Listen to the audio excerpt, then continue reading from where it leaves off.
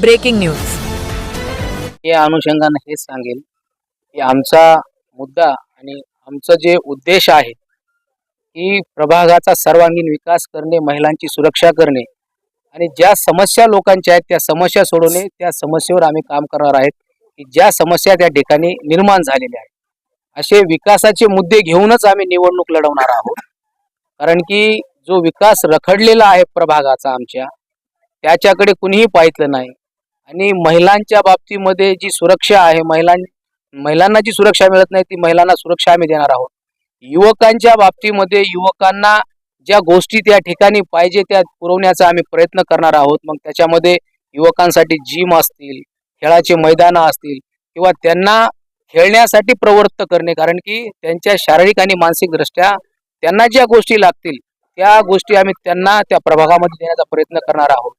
विद्यार्थ्यांसाठी जास्तीत जास्त करून त्यांना अभ्यास करण्यासाठी विद्यार्थ्यांना वाचनालय असली पाहिजे. त्या विद्यार्थ्यांना क्लासेस दर्जेदार त्याच प्रभागामध्ये कसे मिळतील अशा पद्धतीचे मुद्दे आणि त्या ठिकाणी कचरा व्यवस्थापन असेल, नाले असतील, रस्ते असतील आणि लाईट असेल, हे सर्व मुद्दे घेऊन आम्ही त्या ठिकाणी निवडणूक लढवणार आहोत. कारण की हे मुद्दे त्या ठिकाणी आतापर्यंत कोणी घेतलेले नाहीत. केवळ त्या ठिकाणी चमकोगिरीचे कामं केलेले आहेत. निवडणूक आल्या की केवळ हातूर मातूर रोडावर काहीतरी गिट्टी मुरुम टाकायचा आणि सांगायचं की मी खर्चामधून करत आहे किंवा मी हे काम करत आहे. कुठल्या प्रभागात? आमचा प्रभाग आहे वार्ड प्रभाग क्रमांक 13 SC मधून मी लढत आहे. अंजनबाई करून बोलायले. तसेच आमचे जावई आहेत लखन चव्हाण.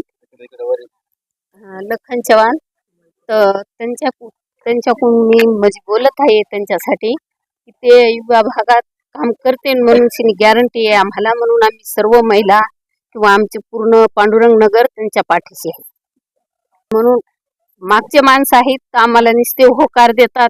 इलेक्शन आलं की म्हणतात आम्ही काम करतो आणि नंतर गायब होऊन जातात. पुन्हा इलेक्शन आलं कीच उभं राहतात. त्याच्यानं आम्ही कदरून गेलो त्यांना म्हणजे असं.